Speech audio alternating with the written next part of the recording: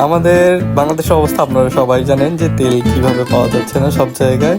তো আমি আর তাসিন এর জন্য বের হয়ে পড়েছি অটোতে। তো শহরের সব পাম্প ঘুরে ঘুরে তেল না পাওয়ার পর আমরা চলে এসেছি গ্রামের একটি রাস্তায়, যেখানে দুপুরে বৃষ্টি হওয়ার ফলে দেখতেই পাচ্ছেন কিভাবে পানি জমে একদম অবস্থা খারাপ হয়ে গেছে।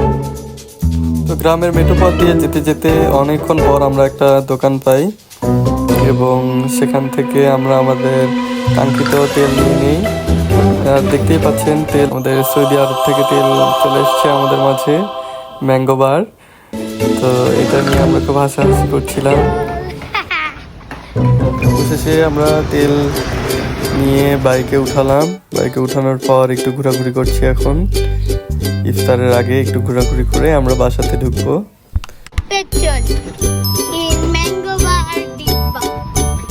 আরে এখন রমজান মাস চলে না, এটা কন্টেক্ট আছে না,